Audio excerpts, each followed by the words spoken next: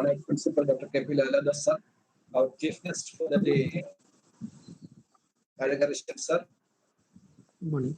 Participants from different parts of Kerala and even from outside Kerala, and my dear fellow teachers and my dear friends. It's a great occasion for us today because during these days of challenges and miseries, we have come together to discuss a very serious and relevant topic. And on behalf of the department, it's my duty to welcome you all. Our principal, Dr. Kapil Alada sir, has always been a source of inspiration to us. But I don't think he has turned up yet. And I hope that he would join us soon. And even in his absence, sir, I extend Dr. Kapil Alada sir a very warm welcome. Dr. Adagarishan sir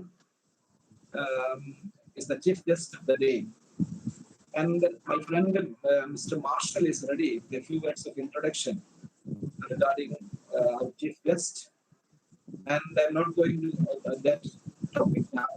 On behalf of the department and on behalf of all the participants, I extend you, sir, a very warm and hearty welcome. Thank you, sir. A good number of fellow faculty members from different parts of Kerala and even from neighboring states have turned up to join us today. On behalf of the department, I extend all faculty members of research college and the students and my dear friends a very warm welcome. And there are a number of teachers belonging to our other departments from our own college and my fellow teachers in my department and my dear students. I extend you all a very hearty and warm welcome. Thank you, sir. Thank you. Thank you, sir. Thank you.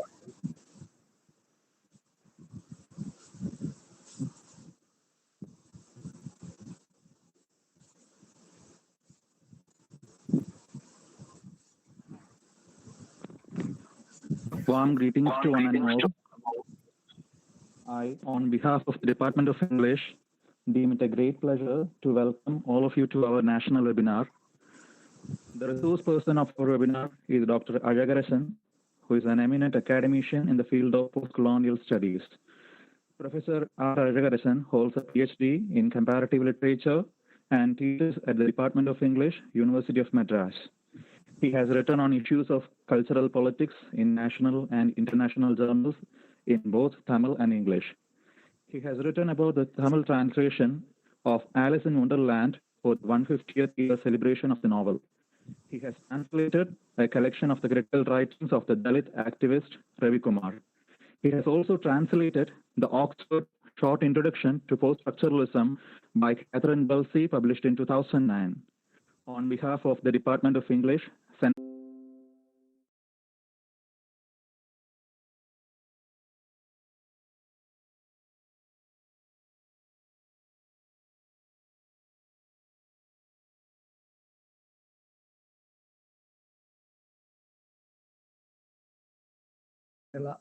So I assume that the audience belong to English studies. So that is how I have planned today's talk. I have titled this talk as A Step Beyond Postcolonialism. Actually, this is nothing but a reflection on my teaching of the course folk ballads. So my way of understanding postcolonialism comes mostly through my exposure to folklore and Tamil studies. So I am here to share my views about postcolonialism and also share my experience with teaching postcolonialism. So Blessy, shall we have the first slide? Hello? Shall we have the first slide in the PPT? Yes, sir. Yes, sir. I'll start. Yeah.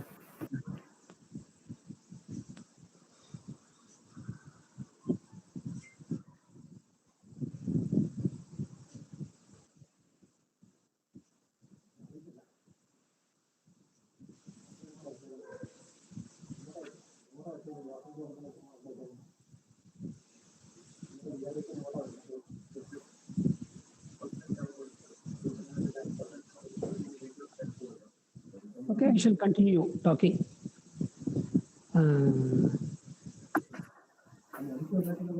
See, when the reason for having this course in the very first semester make our students familiarize themselves with a critique of English studies. Because in my experience, I normally used to ask the students, how did they enter the English studies? And more than 75% of the students confess that they did not opt for the course, and they tried several other courses, and then finally they landed up in English studies. The same is the case with my course. So I tried to do BSc Physics. I tried in several colleges. I could not do BSc Physics, and then finally I landed up in English, BA English Literature.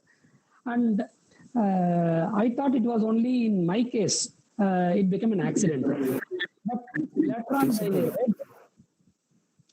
Ganesh Devi's reflections on English studies.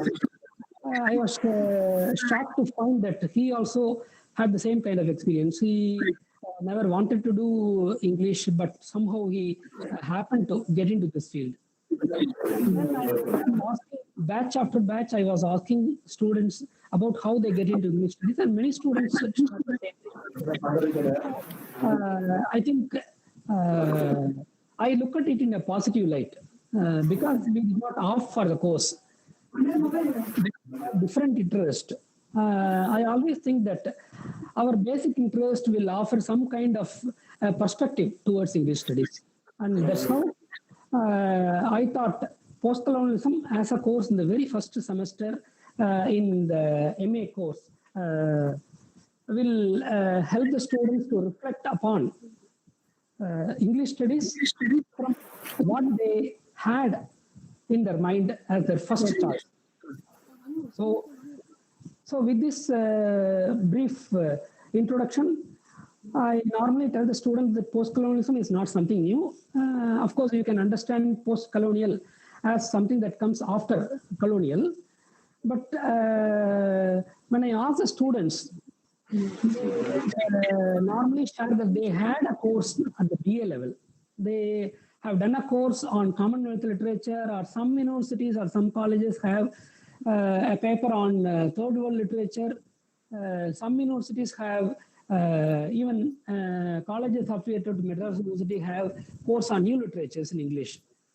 And only very recently, many departments or many universities have changed their course into post-colonial literature. So the students somehow are exposed to the idea of post-colonialism at the BA level. So I normally tell them that this history is very important. This history of moving from Commonwealth to colonial to third world to new literatures to post-colonial, the history is very interesting. And I tell them when we reach post-colonialism, definitely it has a difference with other terms. See, in the case of Commonwealth literature or new literatures or third world literature, we read only literature. But when we do a course on post-colonial studies, it assumes certain amount of theoretical overtones because it shares a lot from the two other phenomena which carries the prefix post. So I tell my students that this post-colonialism, in addition to talking about post-colonial literature, also has a good component of theory. And this theory shares the prefix post as it has been used in post-structuralism and in post-modernism. So in the very first semester, I can't take a class on post-structuralism or post-modernism because that will become another course, independent course by itself. So I normally tell the student that this post in post-colonialism is not simply a term that refers to, that comes after, because it can simply be understood as many, different and many, because the prefix post, because it has some kind of a relation with the postmodernism and post-structuralism, it directly relates itself with the difference, the idea of difference that is quite popular in contemporary literary theory, in modern literary theory. So with this brief introduction, I just move on to the phenomena of introducing the terms. So I tell the students why we have so many other terms, and is there any uniqueness for each and every term. So I normally discuss 3 pairs of terms with the students. So I begin with the first pair, colonial and imperial. Then I tell them that they seem to be synonyms, but they are not synonyms, because all imperial governments are not colonial governments, but all colonial governments are imperial governments. Then, for example, I normally take the imperial Chola, the Chola Empire, who are the natives who actually contributed a lot for the growth of Tamil studies and Tamil culture, but we call them imperial Chola. So I raise the question, why do we call them imperial Chola? Then I compare it with colonial. So when we compare this imperial Chola with colonial, then we get a clear understanding that colonial presupposes some kind of a travel.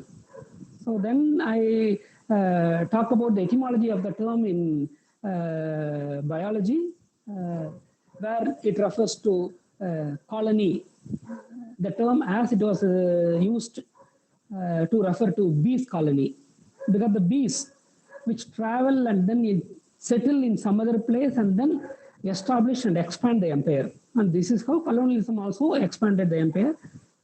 So though the terms colonial and imperial seem to be synonymous, imperial has a strong ideological undercurrent and need not necessarily involve travel, whereas colonial or colonialism involves travel and then expansion of empire.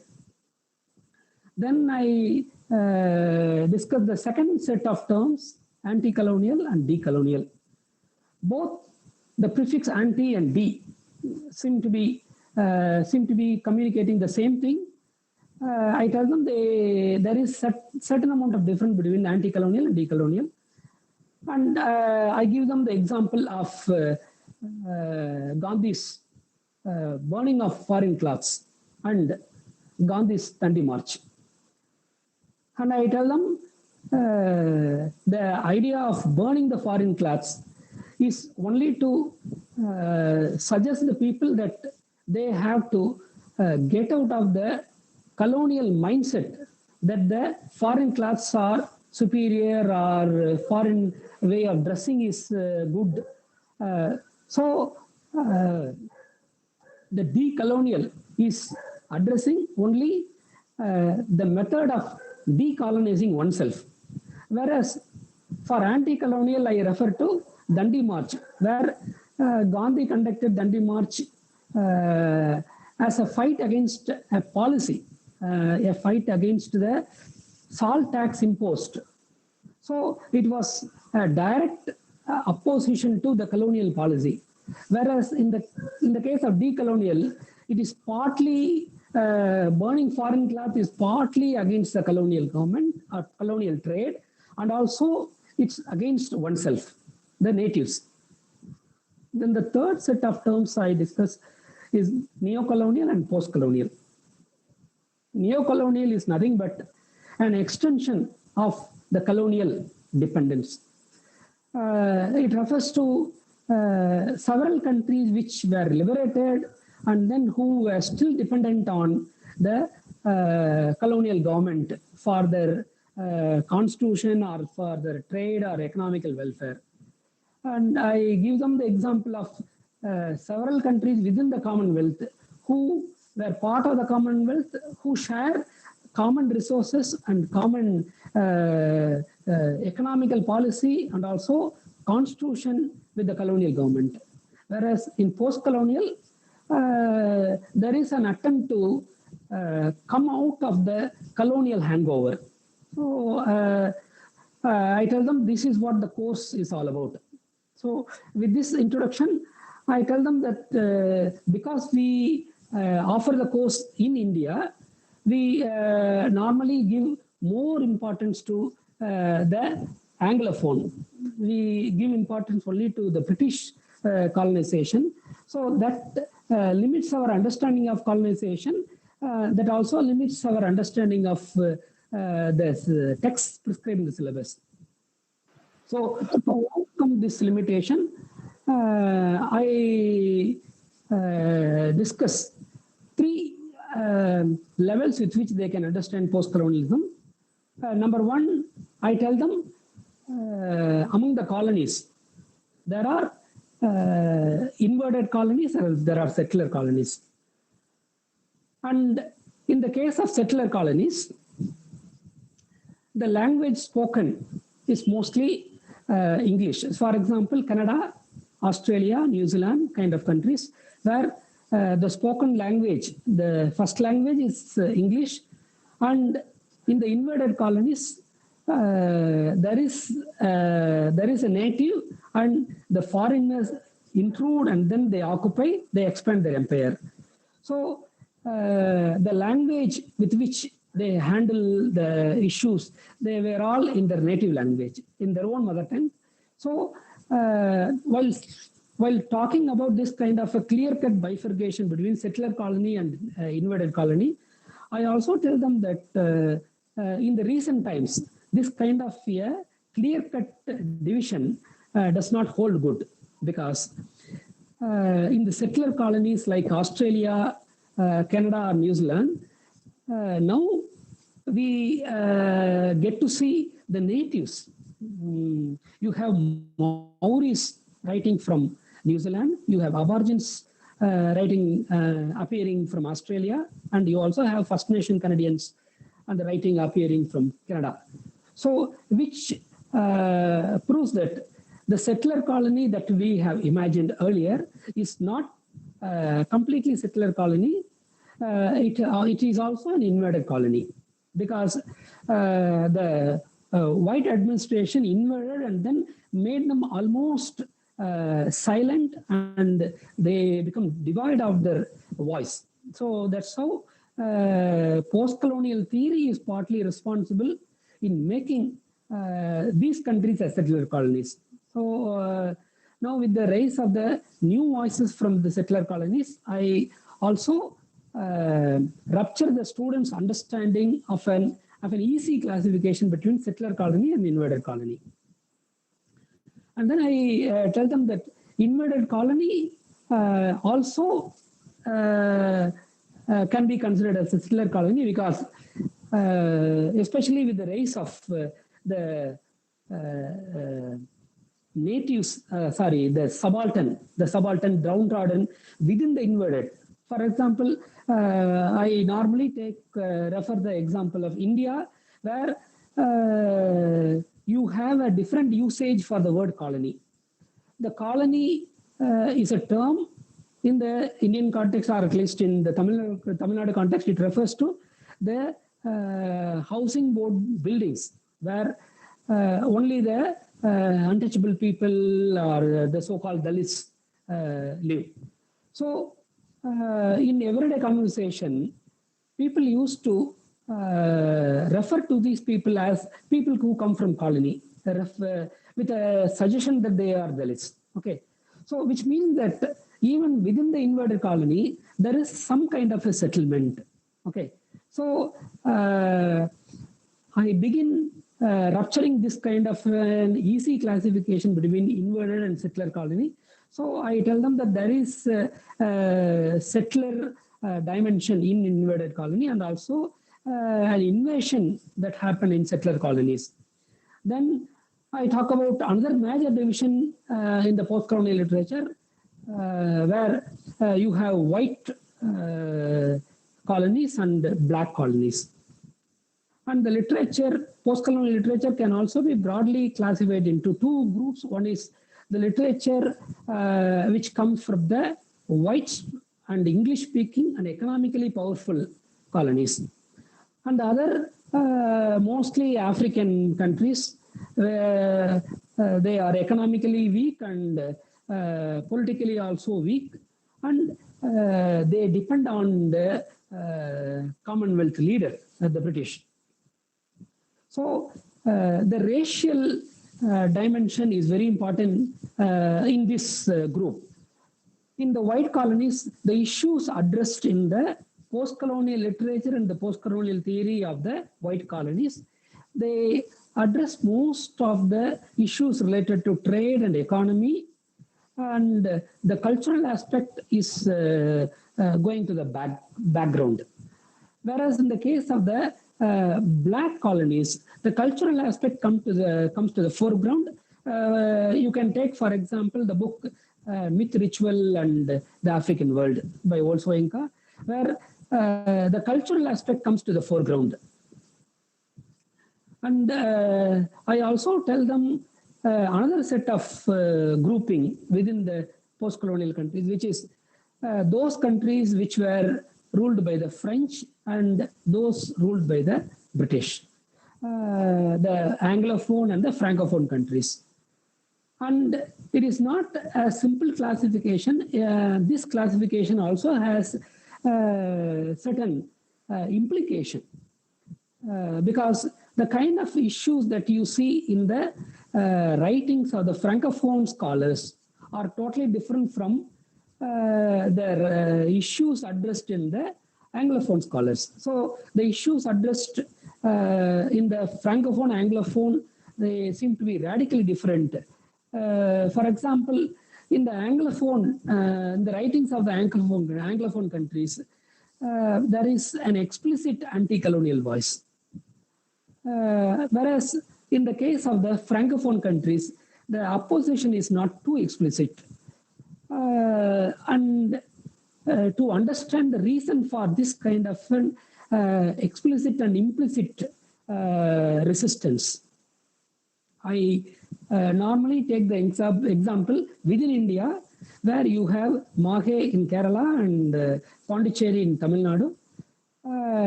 Then you have Chandranagur in Bengal and Yanam in Andhra Pradesh.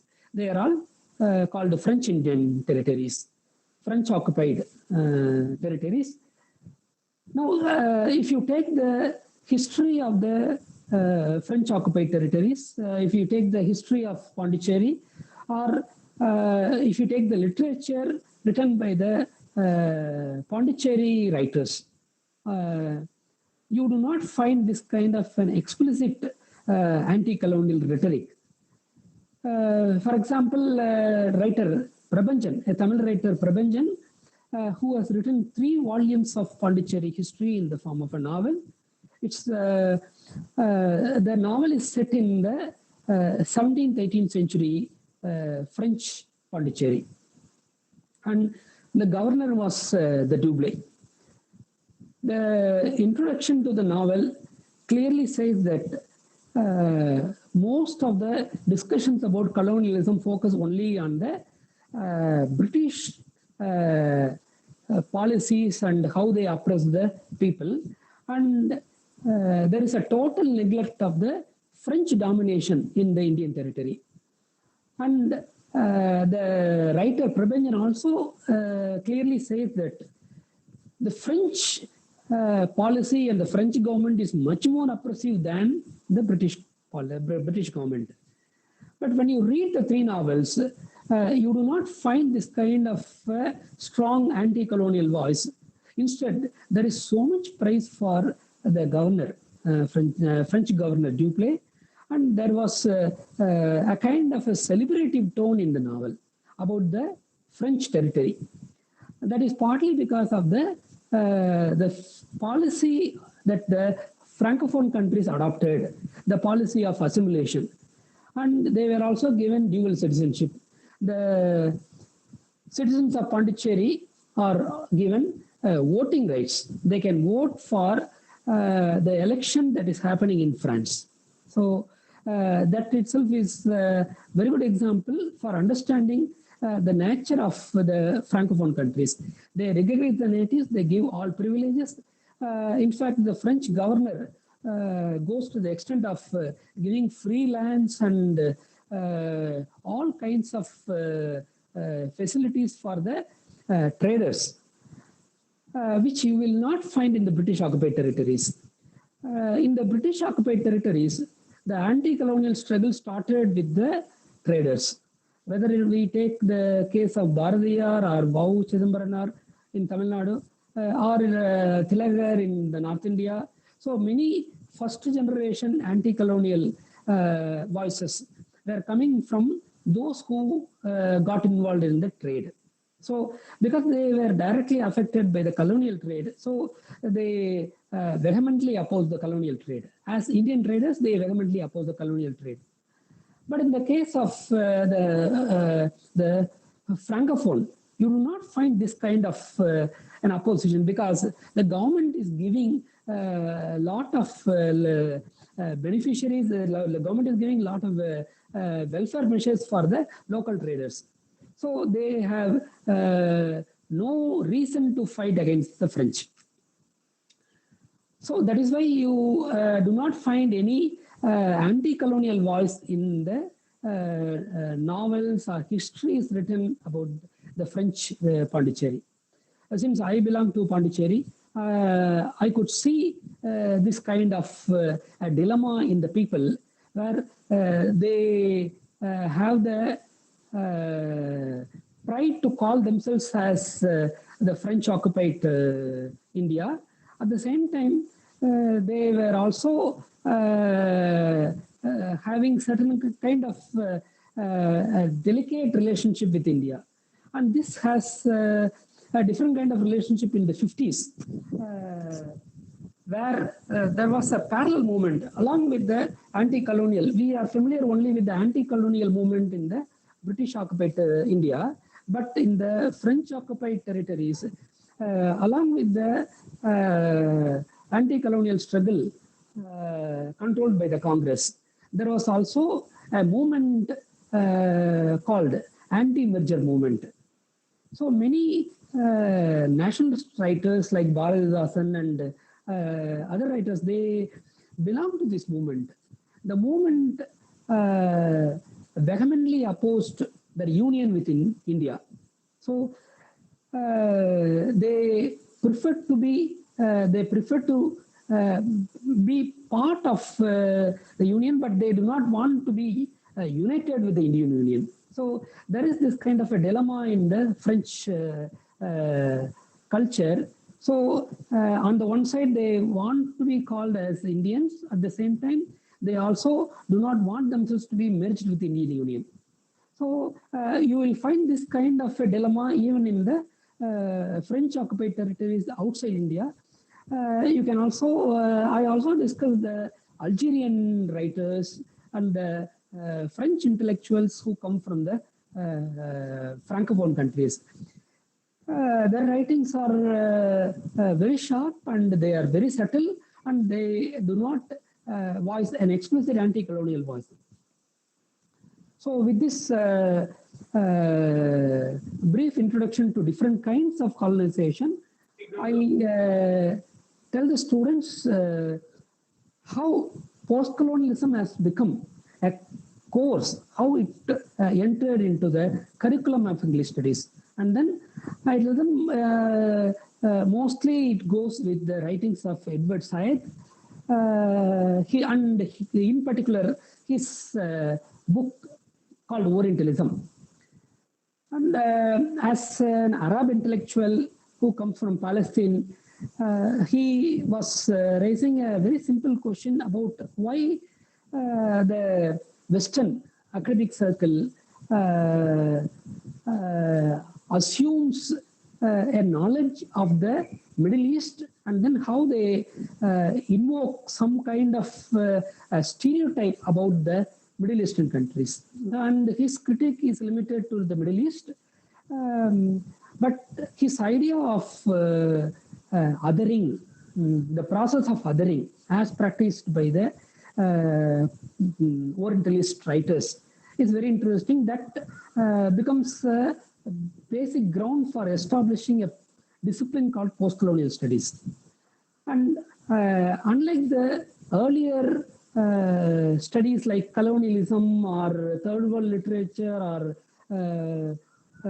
Commonwealth literature, in postcolonial studies, because of the impact of Edward Said, I tell the students that we are able to focus here on the difference, the cultural difference, or the process of othering, that has become the central focus of the course. And when I was teaching the course, I was also translating Edward Said into Tamil. Because I associated myself with the Dalit movement in Tamil Nadu. In the Dalit movement in Tamil Nadu, many writers translated writings from Dalit writers from other parts of the country. They also translated writings from other cultures. So anyone who is exposed to Marathi Dalit writing, they know that they were very much impressed with, or they were very much influenced by the black writing.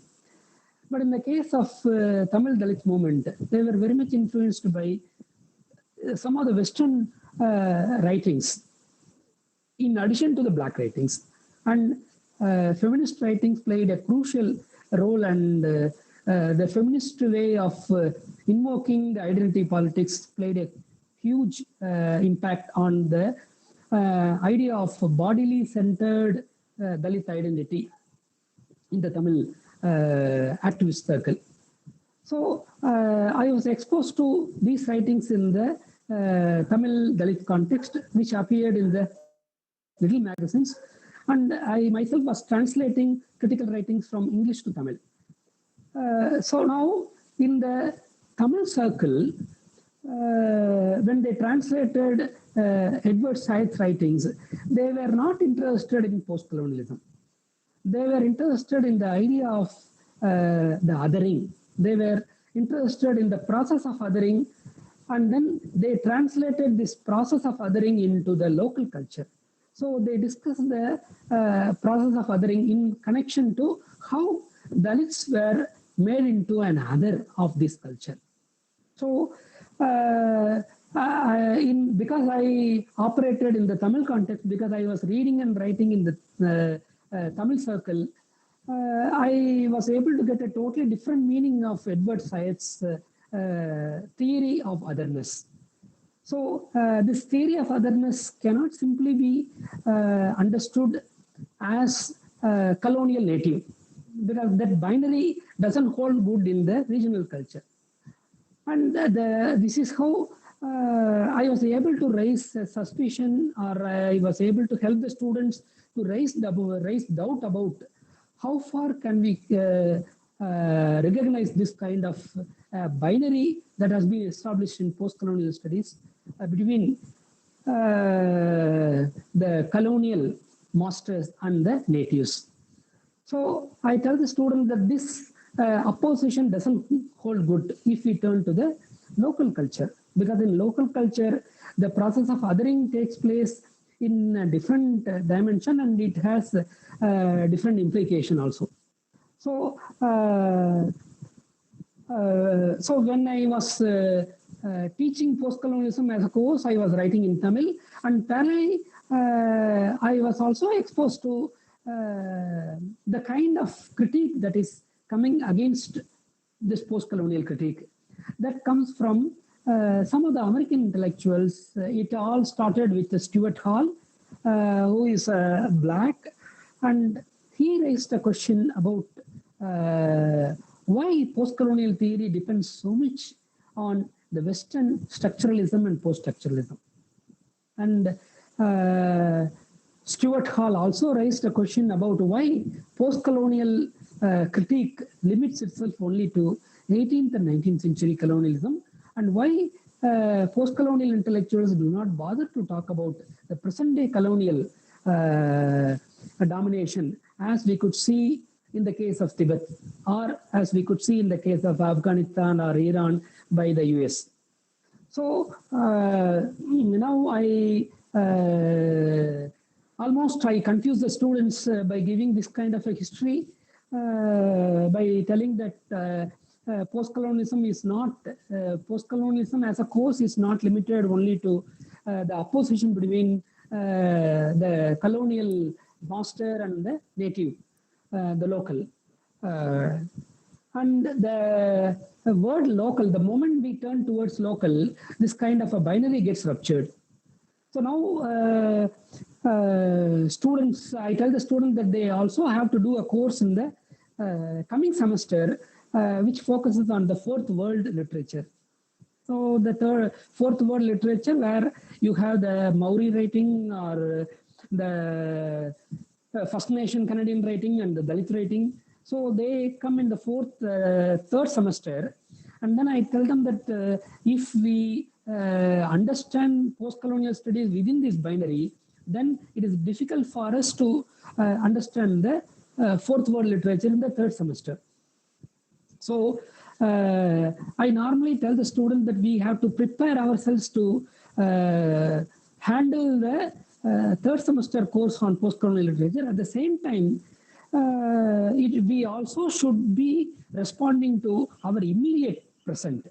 That immediate present where in our everyday life we see this kind of a caste issue, or the post-colonial students who study in Australian universities or Canadian studies, they expose themselves to the kind of issues that were raised by the natives. Okay, so I tell them the post-colonial studies is giving some kind of a model, and I tell them we have to move beyond.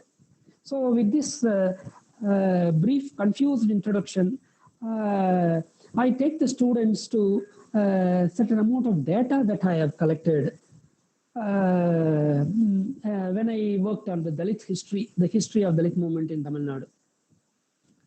And I tell them that I give them the history of Dalit movement, not only to rupture their idea of post-colonialism, but also to help them understand why post-colonialism is moving in a different direction. Because I tell them the way the current post-colonial intellectuals have turned in different directions. So I cite the examples of Gauri Viswanathan moving towards transnationalism, or Homi Bhabha and Robert Young moving towards the domain of tricontinentalism, and many post-colonial intellectuals like Gayatri Spivak move towards translation studies or subaltern studies. So I tell the student that I move towards this archival data only to help them understand why the post-colonial intellectuals themselves have moved beyond the domain of post-colonial studies.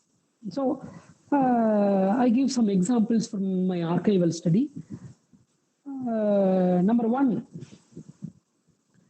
I told you, or I discussed in the class the phenomena of Tandi March, the Salt March, headed by Gandhi. And I tell them, in Tamil Nadu, parallel to this Tandi March, there was another march happened, there was another movement, there was another campaign. That campaign was headed by Tata Rettamala Srinivasan. He was the one who accompanied Dr. Ambedkar in the Roundtable Conference.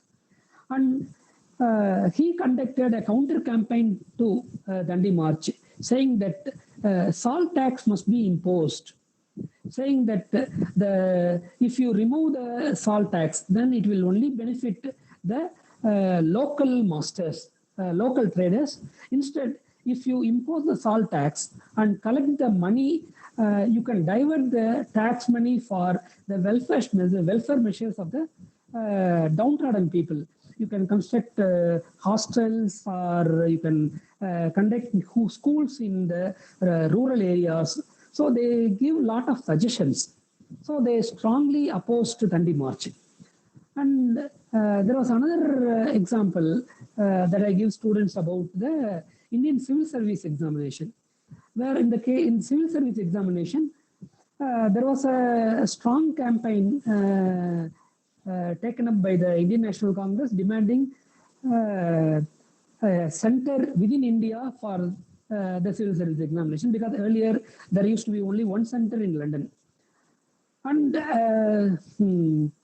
when the Indian National Congress campaigned for center for examination of civil service examination within India, Rattamala Srinivasan conducted a counter campaign saying that we do not need a center in India. Because if we have a center in India, only the dominant caste people will clear the ICS exam and they will become masters. So we do not want. So there was, I happened to see another memorandum submitted to Lord Wellington when he left his office after his tenure. So in that memorandum, submitted by the untouchables, it says clearly that we want the British administration, the British character of the British administration at any cost to be retained in that country, because this is the only way to preserve the welfare of the downtrodden people. So this was submitted in 1922. So I give them these examples, and then I also cite the example of the murder of British officer Ash. And this colonial officer was murdered in Maniachi, in down south, by somebody called Vanjinathan. And he was regarded as a martyr.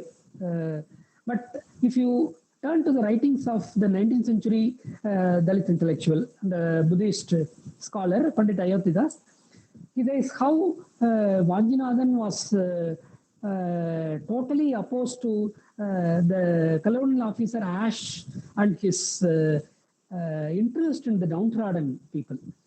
And he says Ash was not an arrogant fellow. He was concerned about all sections of people, and Vanjinathan was deeply disturbed by Ash's way of accommodating the lower caste people. Okay, that's how he decided to kill Governor Ash. Okay, so now you have two different perspectives. You have the perspective of looking at Vanjinathan as a nationalist who fought for who represented the voice of Indian National Congress, and you also have a counter voice which says that Vanjinathan was a casteist, and the colonial officer Ash was not an arrogant fellow, but a person who is egalitarian. Okay, so with this different kind of data, I tell the students that now Dalit studies also become part of curriculum at the international level. Almost several universities across Europe and many universities in US have a course on Dalit studies, or several universities in Europe have a course on Indian studies, and as part of India studies they have a component on Dalit studies. So they are exposed to this kind of a rare data. Now this new data disturbs the post-colonial scholars, and they also try to accommodate the post-colonial rhetoric, try to accommodate the Dalit voice within the post-colonial rhetoric, but they were not able to accommodate. So it disturbed their very anti-colonial position. Okay, so when I met Partha Chatterjee and Gauri Vishwanathan, I had an interview, and I also recorded their comments about this kind of a rupture, how the data regarding the Dalit history disturb the post-colonial, anti-colonial rhetoric. So let me just read these two quotes. Number one, it was the voice of Gauri Vishwanathan.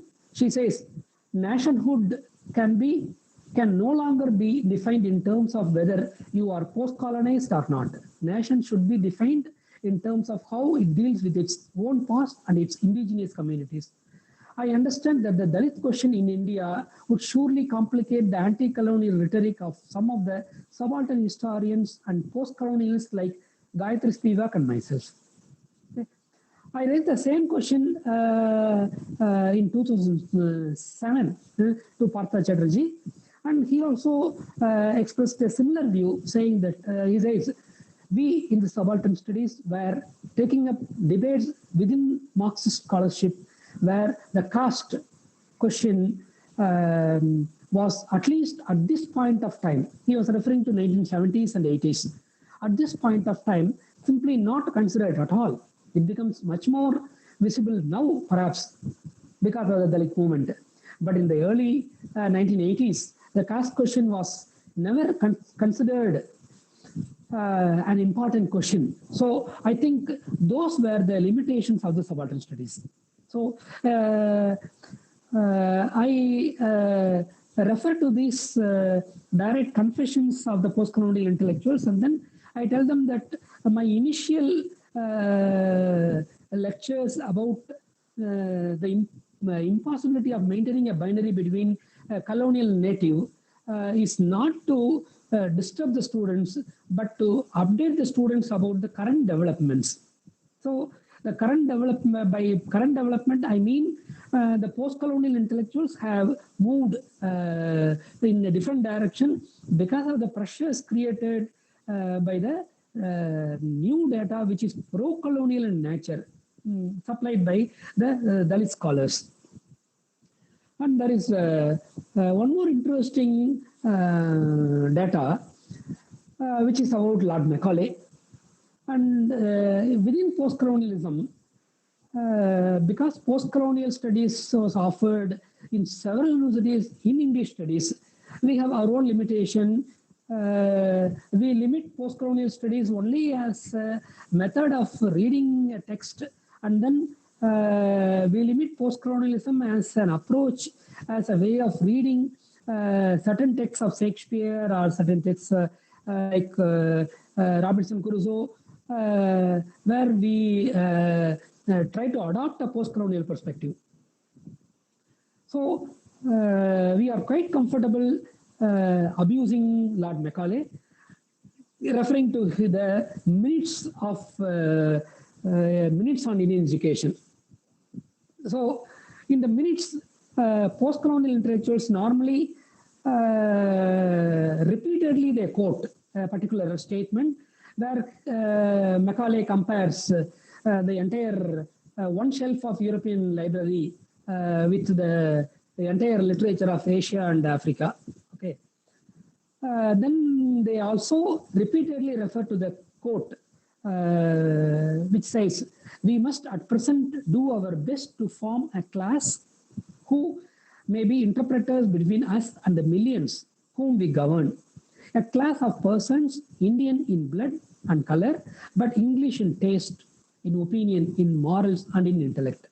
So almost all the post-colonial intellectuals have used this quotation to demonstrate how Macaulay, especially Macaulay's minutes, have created an agenda for making the natives a colonial subject. Okay. But Chandrabhan Prasad, the Dalit intellectual based in Delhi, who used to write a lot in the Pioneer magazine, Pioneer Daily, he has a column in that called Dalit Diary. So where in a column he writes about how post-colonial intellectuals fail to see the statement that comes along with the statement that they quote, along with the quotation they use. And he says, immediately after the quotation that I have read earlier, Chandraban says, Macaulay also shows interest in the natives, the regional dialects within the native, regional languages among the natives. And then Chandraban takes a different quotation in Macaulay's minutes. I quote, to that class, the class which was condemned as a class which is made a colonial subject. So to that class, we may leave it to refine the vernacular dialects of the country, to enrich those dialects with terms of science borrowed from Western nomenclature, and to render them by degrees fit vehicles for the conveying of knowledge to the great mass of the population. Okay. Now we can understand this statement only as a voice of someone who is concerned about the growth of all the languages in India. Okay, so if we connect it with the context in which he made this minutes, then we will understand this minutes was presented only to recommend the British government to cut the funding for Sanskrit education and Madrasa education. So the aim was not only to promote English, but also to promote English to empower the regional languages. And this was highlighted by Chandraban. And when I, as a scholar working in Tamil studies, when I looked at the 19th century Tamil scholars and their interaction with colonial intellectuals, the scholars like Caldwell and Ellis, who established the idea of Dravidian family of languages, and who have worked tirelessly for establishing the uniqueness of the Dravidian culture and Dravidian language as different from the Sanskrit-centric Royal Society based in Calcutta. Okay, I think that is very inspiring. So if I connect Chandraban's explanation with the Tamil studies, which focused on the 19th century Tamil scholars and their interaction with the colonial scholars, then I can understand the truth of the statement of Macaulay, where he says the natives must learn English not just to become a colonial subject, but to empower their own regional languages. So with this brief explanation, I tell them, I also tell them that you have a course in the next semester. In the second semester, we have a course on Shakespeare studies, and we have 3 plays. Earlier we had different plays, and then we have also changed the text. So, but Tempest continues to appear in the course on Shakespeare studies within India, because when we discuss Tempest, it is very easy for the teachers to connect the text with the post-colonial studies course. So because the students are already introduced to the post-colonial discourse in the first semester or previous semesters, it is easy for the teacher to connect the text Tempest to the colonial discourse. Okay. So most of the English teachers who discuss Tempest, they conveniently take post-colonial perspective, and they, again, just as the way post-colonial intellectuals prefer to use one quotation from Macaulay, teachers normally, teachers who teach Tempest, they are comfortable using that one particular quote. You taught me language, I know how to curse. The impact is I know how to curse.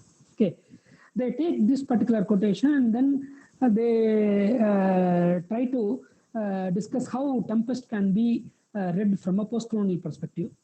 So from a post-colonial perspective, teachers can comfortably regard Caliban as the hero of the drama, and they could easily discuss how Caliban's island was taken away by Prospero, then they could invoke the entire post-colonial discourse within the discussion of Tempest. Okay. But now, see, when the post-colonial studies introduce this kind of reading, it sounds a novel way of understanding Tempest. But when people repeatedly use this kind of perspective, it becomes a template. So it becomes a given statement. And even before we attempt the post-colonial reading of Tempest, students already know this possibility. So even before we explain, the moment we talk about Caliban, students as a chorus they tell, yes, Caliban is regarded as the native whose land was taken away by Prospero. So they are aware of this kind of a post-colonial perspective. So now there is also a pressure on the part of the teacher that they have to move beyond post-colonial discourse. Okay. So on the one side, there is a pressure for the present-day teachers to move beyond this kind of ready-made post-colonial reading of Tempest. On the other side, they also have to respond to the kind of development that took place in the name of fourth world literature. So they cannot all the time celebrate one side of one dimension of the text. Okay. So I tell the student that when we talk about Tempest, we also need to overcome the Tempest that was invoked within the post-colonial classroom. Okay, just a minute.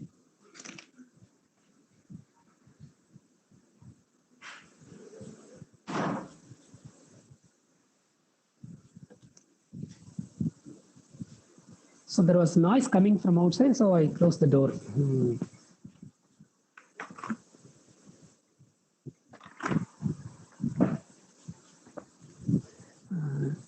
I tell the student that the Tempest as a drama is not a play that tells simple story about colonialism. Okay, of course, colonialism becomes a central theme in the drama. So you have Prospero, whose kingdom was taken away from him, and then who was chucked out from his kingdom, and then who reached an island. So you know the obvious story.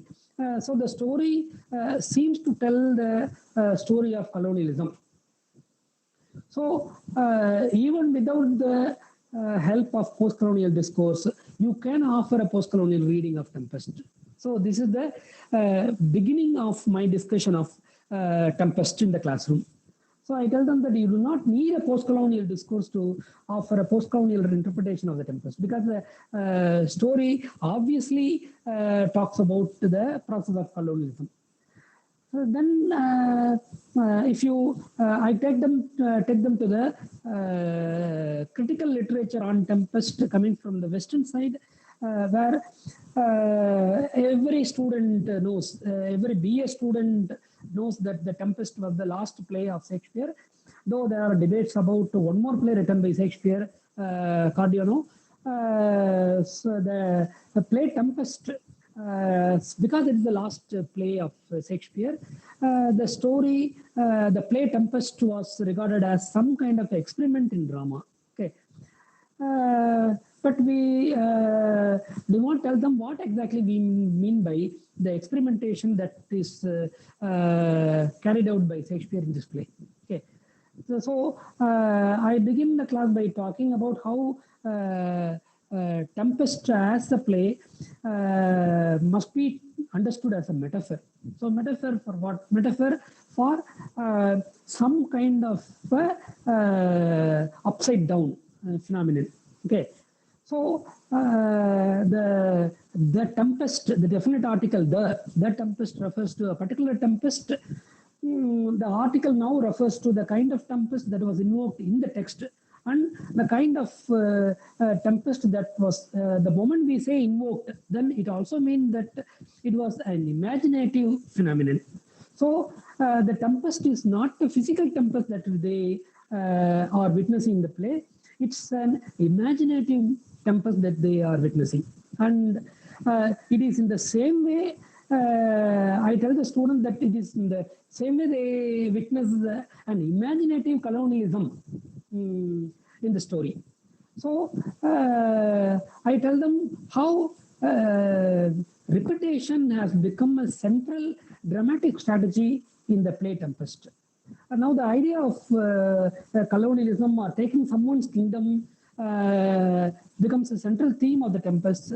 So you can see that in the beginning, when you talk about how Prospero was taken away from his, pushed out of his kingdom, and then you can also see the same theme coming when he takes away the kingdom from Sycorax, and then you also witness the same theme coming when Stefano and Trinculo and Caliban plan to or plot against Prospero to take away the control of Prospero over the island and also to recover his island. So there is a repetition of this theme of colonialism throughout. Then I tell the students, if you repeat something in your everyday conversation, you normally tend to bore the other person. Of course, I repeat many things in my presentation. I repeat many things in my classroom. And my repetition has a function. I repeat things only to make students understand it better. And sometimes I repeat certain things in a different context with a different connotation. So in the same way, Shakespeare was repeating the same theme. And then this repetition becomes the central dramatic strategy. So when he repeats this idea of usurpation of a kingdom, it is not the same thing that is getting repeated. In different contexts, he means different things. Okay, so he was trying to suggest different ways of colonization, different kinds of colonization. So that was what I introduced my students in the beginning about the varieties in colonization.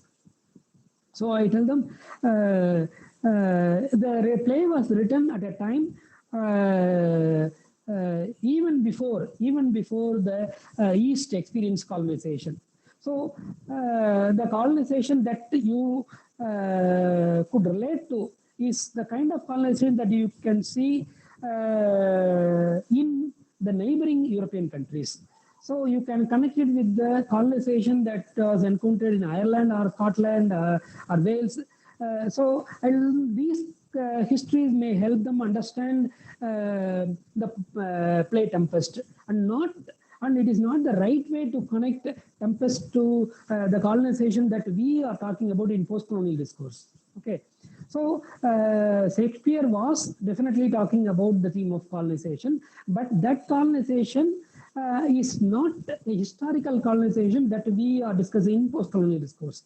That is number one issue. Second issue that I discussed is the colonization that he was talking about is a kind of imaginary phenomenon. It was used as a trope in the play. Okay. So then another important challenge that you can see in the Tempest is the way narration was accommodated in the play. Okay. The whole play, especially in the first and second act, second scene, first act, and the second act, and also third act. Okay, you have characters recollecting the past. You have Prospero recollecting the past where he was pushed out of his kingdom. You also have Ariel recollecting the past about how he was tortured or colonized by Sycorax, and how Prospero gave relative freedom. And you also have Caliban's recollection of how his island was free in the past and how it was colonized by Prospero. And you also have Miranda's recollection of what things happened when she was a child. Okay, so if you actually try to stage the play, then there is a great challenge for the director. Because the play was partly very undramatic, because especially in the opening scene, there is so much kind of dramatic demands, but the moment you move away from the opening scene, the dramatic demand is not so much, but in the place you have the narrative demands. So you have to tell the story. So storytelling becomes, narration becomes primary than demonstrating or staging something. Now there, Shakespeare seems to be challenging the classical idea of drama itself. Okay, this is one idea that I share my students. Then I talk about the way Shakespeare used the characters in the play. Okay, just as the way scenes were conducted to narrate stories, characters were used as function. Characters do not function as characters in the traditional sense of the term, but characters have different function. For example, Miranda does not function as a character. She functions almost like audience. She echoes the consciousness of the audience. In the very first scene, she says, I suffer with those that I see them suffer. Okay. This is the kind of feeling that the audience would have had when they watched the opening scene. In the opening scene, the audience would have witnessed the chaos on the stage, the chaos that is taking place in the invoked tempest. So this was the feeling of the audience that was echoed in Miranda's voice. Again, Miranda was repeatedly raising ethical questions about the tempest, which was the questions which would occur in the mind of the audience. So even sailors also function as audience, because when they reach the island, they narrate the way they escaped from the tempest. Okay. So then if you take the character of Gonzalo, Gonzalo has a function. He almost resembles the old wise fool that you normally in any Shakespeare's play, in King Lear or other plays. Now, in other plays, this old wise fool has a role where he offers philosophical statements. In the same way, Gonzalo also is seen as a wise person, also as a philosopher and guide for the king. But you do not see a fool here. He is seen as a respectable, honorable person. But what you see as common between the old wise fool and Gonzalo is that the fools who have wisdom cannot do anything in the state. They can only be, they are condemned to be witness. The same way, Gonzalo also had to be a witness when Prospero was thrown out of kingdom. Again, Gonzalo had to witness everything that happened in the shore, in the ship. So everywhere Gonzalo remained a witness. So this was a function that you see in the character old wise fool in all Shakespeare's plays. That was what he was trying to reinforce the idea of old wise fool as witness. Again, the marriage also has a function here in the play. We have two marriages happening. One is the marriage of the king happening in Tunis, and the other marriage is taking place in the island between Ferdinand and Miranda. Okay. Now these two marriages precedes a tempest. Okay. Before the marriage of the Tunis marriage, there is a tempest taking place, and before the marriage of Miranda, Ferdinand, there is a tempest. And after the marriage also, there is a tempest. Okay. So now the tempest and marriage stand as not as binary, but they reflect upon each other. Okay. The happy ending, which you see normally in the form of marriage in many Shakespeare's plays, try to suggest an opposition between tragedy and comedy. But here, that kind of an opposition cannot be maintained, because the marriage precedes and it also succeeded by a tempest. Okay. Now, this will take you to a different history of the tempest production. For example, Dryden's production of Tempest with the title An Enchanted Island gives a different kind of a story. In this story, you have two Mirandas, you have two Ferdinands. Ferdinand has a brother, and that brother is not exposed to any womankind, just as Miranda has never seen any male kind. in this play, Enchanted Island, Ferdinand brother was not exposed to any womankind. Okay, and in this play, Sycorax and Sycorax and Caliban were represented as brother and sister, and Stefano was married to Sycorax.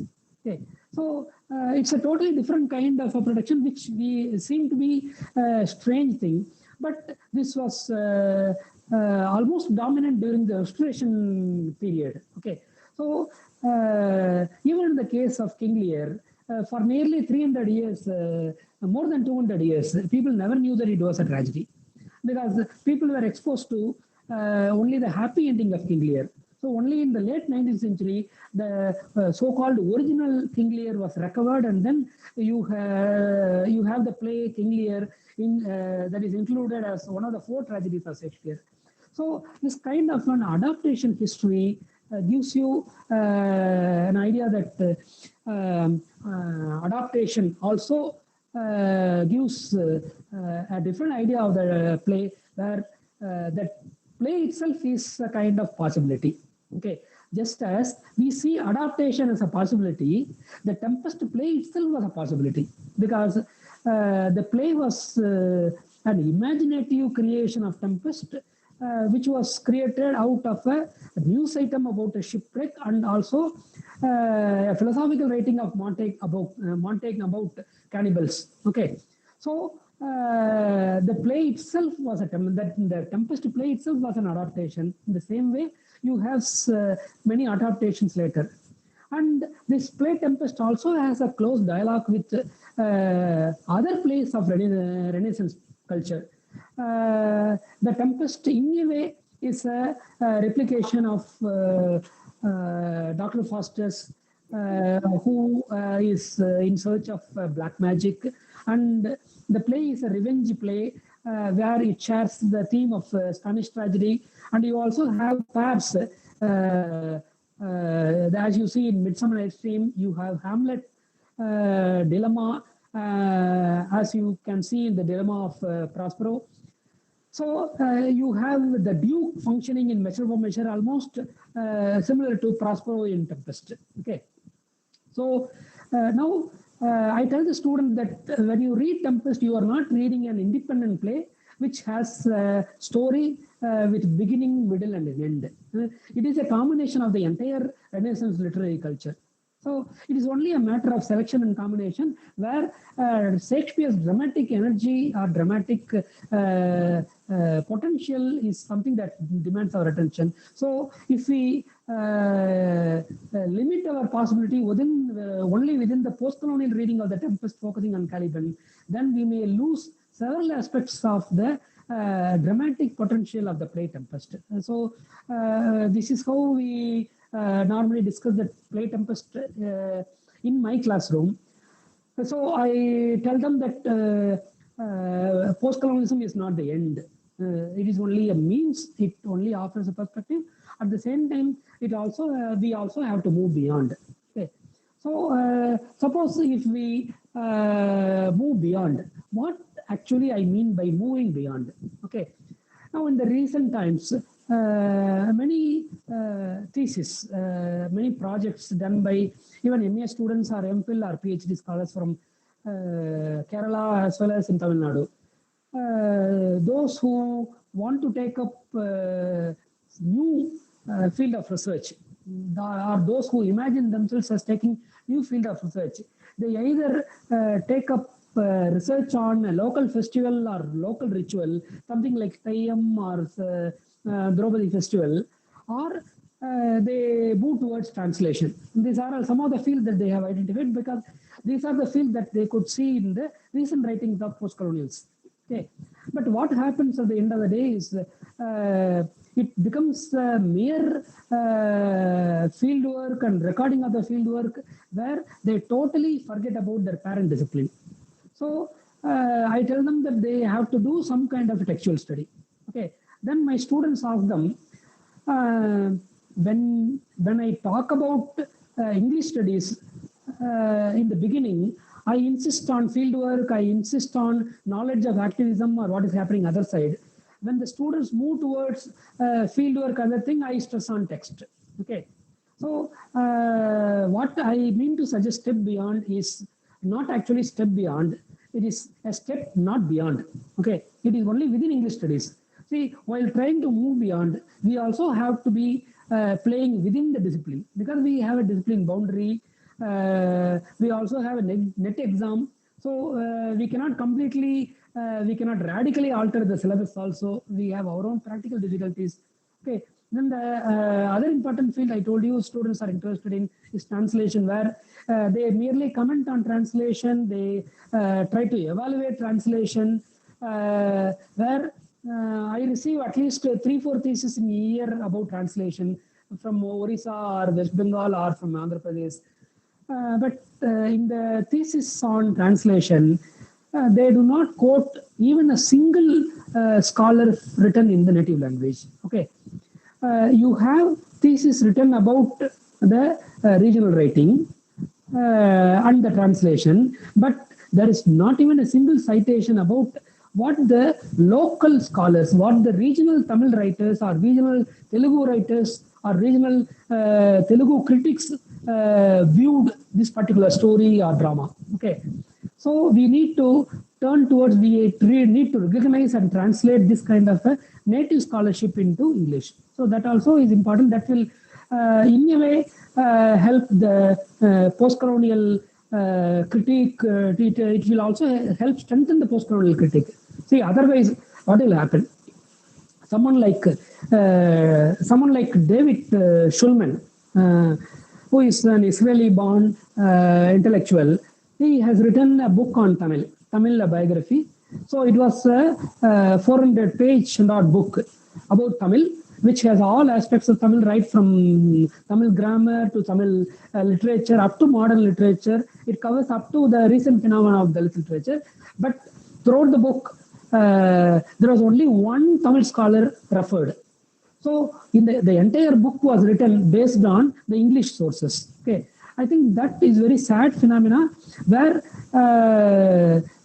we have to return to Edward Said critique of postcolonialism. See, where the very availability of things in English will limit the possibility of our study. Okay, in one way, availability of things in English helps, but on the other way, it also limits. So in that sense, we have to respond to the local, and in order to critique this kind of a narrow post-colonialism, and for which we have to step beyond. And this step beyond doesn't mean that we are moving out.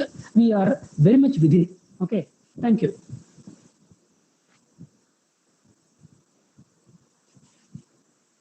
Now you can read out the question in the chat. Blessy or someone.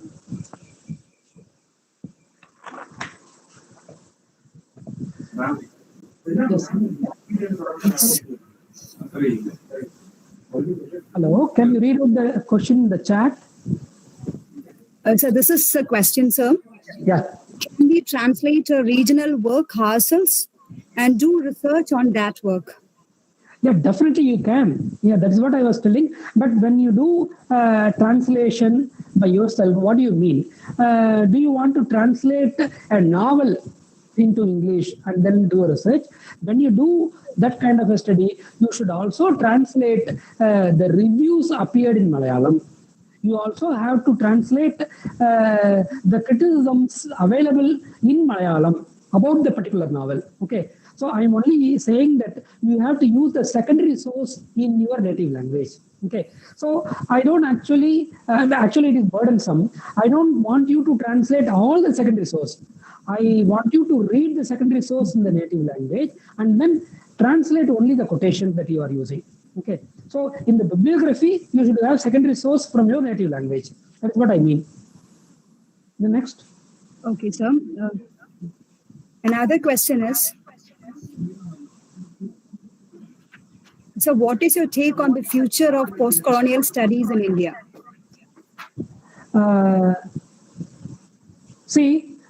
Suppose if you ask the question to Gauri Vishwanathan, she will say that is there a post-colonial studies today?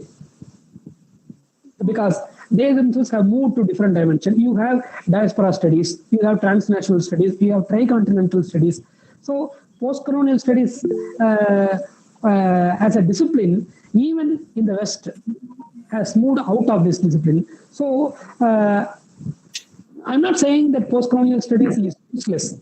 I'm only saying that we have to make sense of our presence within post-colonial studies. Okay, so there are certain aspects that we can learn from. See, the entire lecture was based on Edward Said critique, with which the post-colonial discourse was established. I depended solely on Edward Said, but I have used different dimensions of Edward Said. It doesn't mean that I have disowned post-colonial studies. Yes, next. Sir, you mentioned in your presentation that neo-colonial is still going on till now. Could you please explain that in which countries it is going on?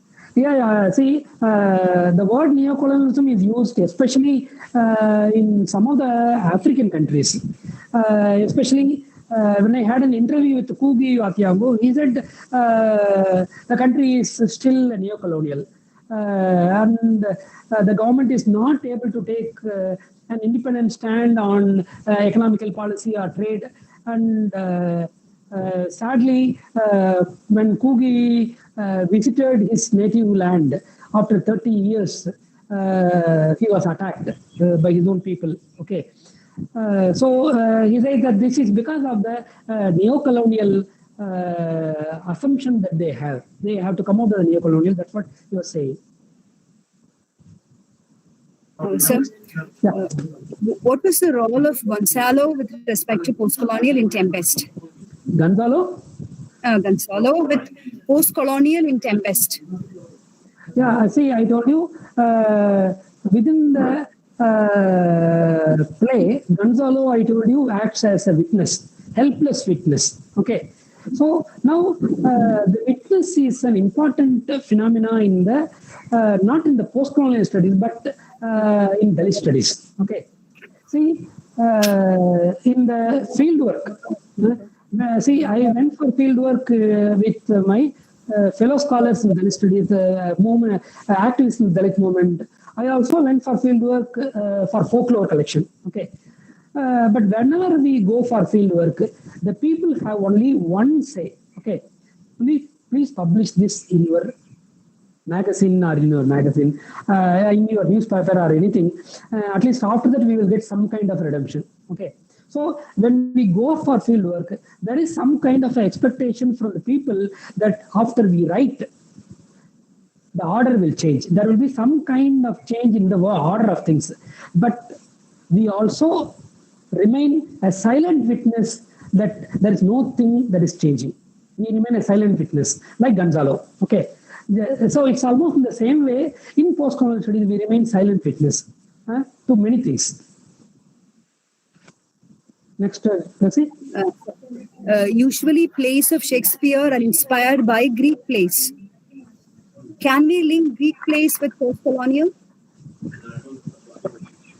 Yes. But normally people don't regard Shakespeare as having influenced by Greek plays. He may have taken themes from the Greek plays, certain plays, okay, but he is not definitely influenced by the Greek plays. I mean, Greek grammatical structure, Greek dramatical structure. Okay, that's why I told you this. The dramatic structure is radically different from the Greek tragedy, which is very rigid in nature.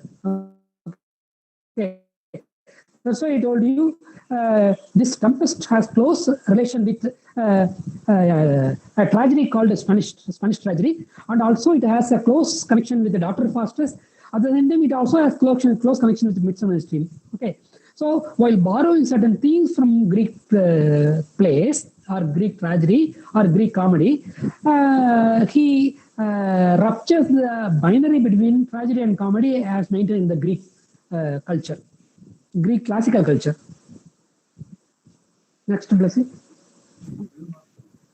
Sir, my question is, how do you view the bifurcation of scholars within the current Dalit or any other subaltern or indigenous groups, based on the question of how well they are representing themselves or moving away from the real goal of the movement. Should I repeat? So, yeah, if I understand your question, then I think you are asking about the identity of the post-colonial intellectuals. Am I correct? So, this is a question posted, sir. Question is, how do you view the bifurcation of scholars within the current Dalit or any other subaltern or indigenous groups based on the question of how well they are representing themselves or moving away from the real goal of the movement? Yeah. See, everyone has a space for one's own. For example, see, I will give you a different example to answer your question. It won't be a direct answer. If you take, for example, translation, okay, we normally have the tendency to privilege the direct translation. And then we talk about loyalty to the source text. But in the Indian history, most of the French writings have reached Tamil only through English translation. And most of the Spanish writings have reached Tamil only through English translation. And the same is the case with many writings other than English. Okay, I think the same is the case with Malayalam also. Many Latin American texts, many magical realist texts, they reach Malayalam only through English. Okay, it's via media. Now, if you raise the question about authentic voice, whether if you raise the question about the loyalty, then definitely you can simply denote the entire history of translation that has over a century over history. Okay. But it also has formed a tradition of its own. Okay. In the same way, if we think of the bifurcation among the intellectuals, there are certain armchair intellectuals, there are certain intellectuals who go for field work. Okay. But there, I think, needs to be some kind of dialogue. Okay. So just because one conducts a field work doesn't mean that one can invoke a powerful argument. Okay. Someone who may not be exposed to field work may have been exposed to a range of work, may have come out with a new argument. So I give you a totally different example. There is a book on a Portuguese missionary, Ziegenbalg. Almost all the writings on Ziegenbalg were based on Portuguese archival writing. He was a 15th, 16th century missionary. So there was a scholar who says in the very beginning that I do not know Portuguese. I depended only on the English sources. I have read only the English books, but still I have an argument to make. Okay. I think there we have to respect. So it is very easy to denounce someone taking a particular point, but there is a need for dialogue. Thank you. Blessy, next. Can we relate subaltern literature with post-colonial studies? Yeah, I see. If you see that's why I tell all my students, whether it is post-colonial or linguistics or critical theory, I ask my students to check Wikipedia. I ask the students to check the biographical information. So if you check the basic biographical detail of that, then you will know that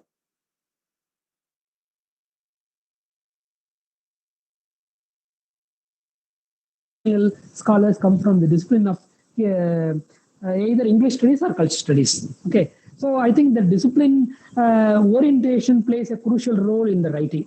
So quite naturally you will see subaltern writings give more focus on history, of course with thrust on colonial regime, whereas in post-colonial studies there is a thrust on text and textuality.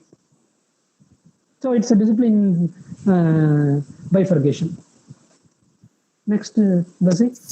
So what is the difference between Edward Said's Orientalism and Homi Bhabha's hybridity? See, there are theses written comparing Edward Said and Homi Bhabha. There are books written comparing these two people. There are articles. There are quite a lot. But as someone who is exposed to the Tamil translation of Edward Syed and then Tamil versions, Tamil extensions of Edward Syed, I refuse to compare Edward Syed and Homi Bhabha because we are not, in Tamil, we are not interested in the post-colonial Edward Syed. We are interested in other Syed. Okay, two other Syed. Number one, we are interested in the Syed who is interested in the Palestinian struggle. And then we are interested in Edward Syed who wants us about the traveling theory, who wants us about the location of theory. He is too much conscious about how certain theories come from certain cultures and how they echo the bias of a particular culture. Okay, so that way we are able to see how certain theories center around only certain names. Okay, the moment you talk about post-colonialism, then you limit yourself only to 5 or 7 intellectuals. Okay, the moment you talk about feminism, then you have a handful. Okay. So he says it's a matter of affiliation and affiliation. I think in regional context, tirelessly worked with the people who threw stones on the border of Israel to establish his solidarity, to show his solidarity with the people. And the kind of people like Homi Bhabha who is interested to buy new cars, to challenge Spivak's buying of new cars. Let's see. Is the mimicry of Western culture or the amount of residue of colonialism left in India depends on the class or economic status of people? I think you have the first beginning of post-colonialism starts with this kind of economical thrust where Dept and other people have written quite a lot about the economical exploitation. I think it's the very beginning of the post-colonial debate. And there are a lot more things that have happened at the level of cultural dimension. I think you can look at the writings of Dept. Next. Are repetitions helpful to inculcate colonial notions in Tempest? Yes. See, when Shakespeare repeats the theme of colonialism in the Tempest, then it has a function. When we repeat the theme in a classroom in India, then it has a different function. Okay. So that's why I told you in the beginning of the class, I talk about colony as having a local meaning, different from the colony as you can see in the English post-colonial discourse. Thank you. Next. The colonialism captures the nations with its social, political, economic, and military powers. Is it post-colonialism paves the way to come out of colonialism or to discuss the effects after colonialism? What will be the future responses we have to look in post-colonialism, particularly beyond post-colonialism? Okay. See, I'll again answer this question through a different example. See, this is the one problem in the history of modern Tamil Nadu, where the Dravidian movement has almost established Brahmins as the ultimate other, and Brahmins are the root cause of all evils that is taking place in society. Okay, but the moment you fix somebody as evil, then you are in a comfortable position. I think the same holds good in the post-colonial discourse when you assume anti-colonial critique. See, when you fix British or the colonial power as the ultimate enemy, which is responsible for all kinds of evils in the country, then I think we will miss so many other things. Next. What are the other plays and characters that exhibit post-colonial or colonial aspect in Shakespeare? I think you need to write a different thesis. Other characters within the play or within Shakespeare. That means maybe see, I was trying to suggest that since it is the last play of Shakespeare, I think Shakespeare was trying to experiment in terms of theme, in terms of character, in terms of stage direction. That's what I was suggesting. Next. What is post-colonial geography? How is it related to the current debates in post-colonial studies? See, now I can give you an example of the magazine Himal. Himal published a calendar. I think it was published in the year 2000, where it was a calendar carrying the world geography atlas. Okay, and this world atlas was printed upside down in the calendar, and India was on the top. All the countries that you see in the south, they were all printed on the top, and the European countries were all printed at the bottom. Okay. So it is only a matter of, no, it's arbitrary. It's only a matter of our own ability to see anything topsy-turvy. Okay. And that is not permanent. See, just as the way you print a calendar upside down, doesn't mean that you immediately become top, on the top, okay, in the geography. Okay. Doesn't mean that the European countries have gone down. Okay, because you know that it's circling, and the geography also is a kind of imaginative phenomenon, and that is what Edward Said argued at length in one chapter in his book on Orientalism. See, he was looking at geography as also a kind of imaginative product. Next. Post-colonial studies, again, emphasis on our colonial identity. Can't we get over it? I think I have answered this question through the example of Dravidian movement in Tamil Nadu. Okay, what exactly you mean when you say you want to get rid of the colonial hangover? Okay, can you throw away your cell phone? See, we are using the fruits of globalization. See, when I was teaching in an aided college in '98, there was a conference about globalization that was organized by the economics department. There was a journalist who came from Hindu. He spoke about the fruits of globalization and other things. And the entire students in the college, they all shouted. See, most of the students were all undergraduate students. They do not know what is globalization. They do not know what is economy, but they were all shouting against that speaker. But speaker could not convince the crowd.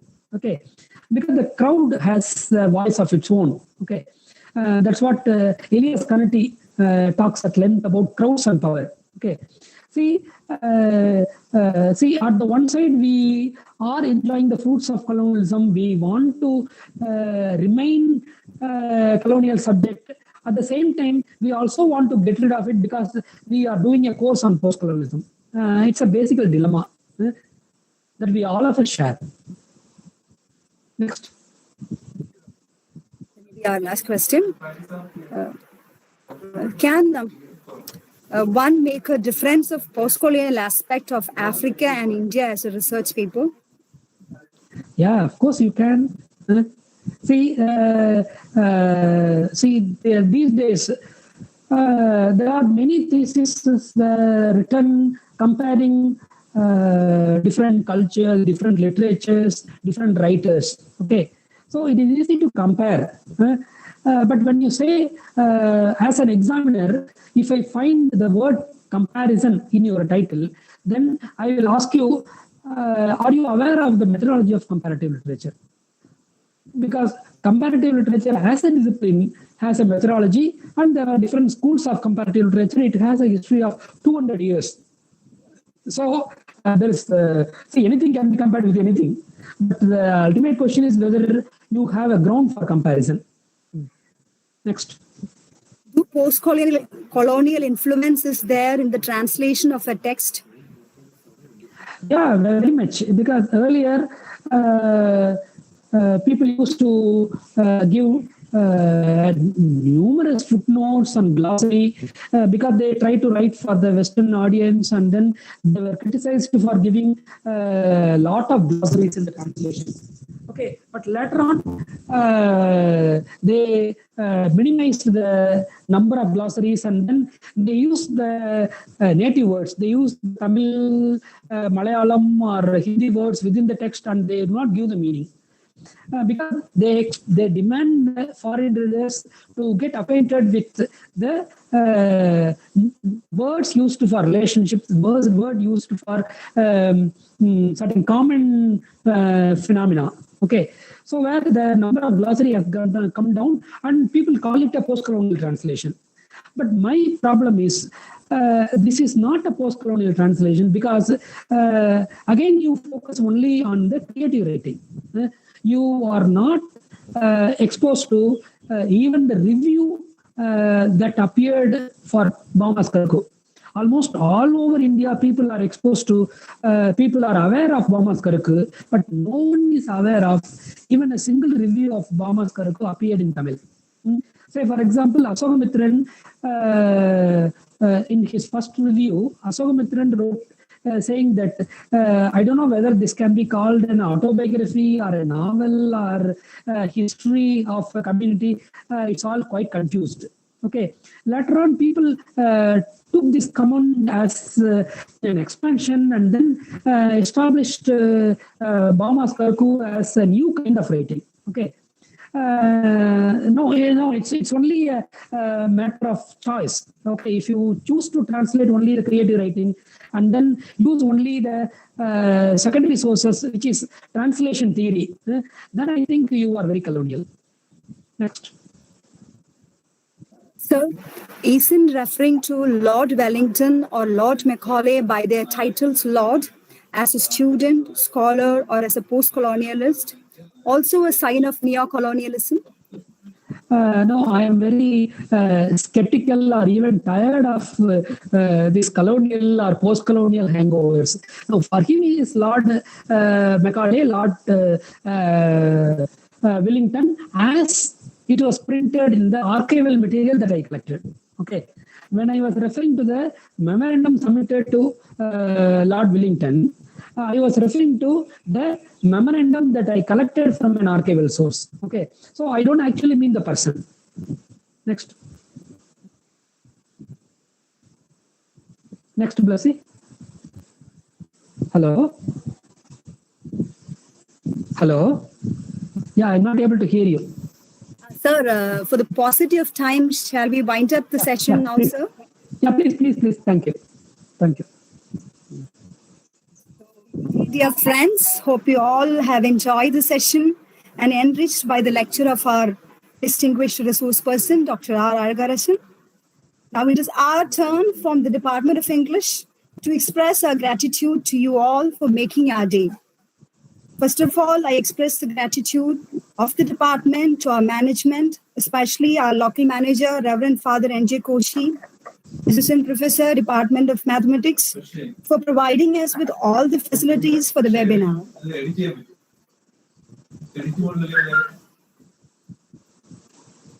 Next, I would like to give thanks to our dear principal, Dr. K.P. Laladas, for allowing us to organize this seminar. I would also express our gratitude to our IQAC coordinator, Captain Dr. P.M. Koshi, for helping us with organizing this webinar. Then a big thanks to my dear Sir Dr. Aragarasan for accepting our invitation to present this webinar, A Step Beyond Postcolonialism. Thank you very much, sir, for the pains you took to present such a detailed lecture and told us how to move forward our postcolonial readings of literature and the changing times. Thank you very much, sir, for being the person that you are. Yeah. We also express our gratitude to each and every one of you, right from West Bengal up to Kerala, taking your time out and for listening to the talk through Google Meet as well as through the live streaming on YouTube. Thank you very much for your participation and for the lively interaction. Thank you, thank you. I have one word to say, one penultimate word. Okay, in almost all the webinars, in the chat, people used to type saying that it is very informative. Okay. You can get all the informations in the Google. The talks are not meant for information.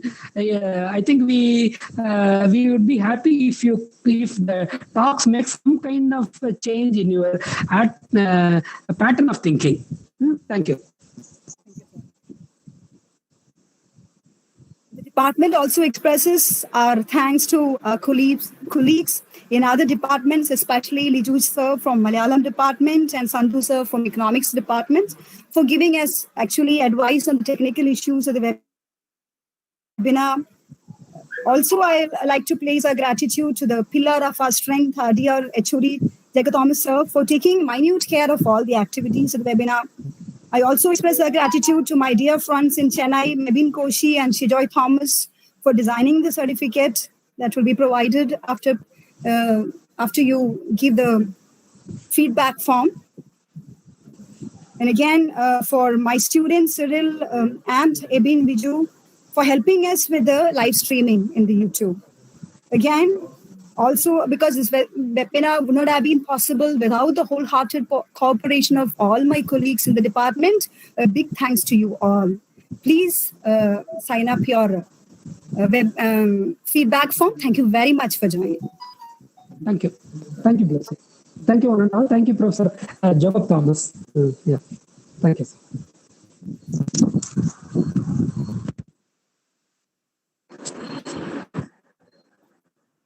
Now you can exit. Thank you. Thank you very much.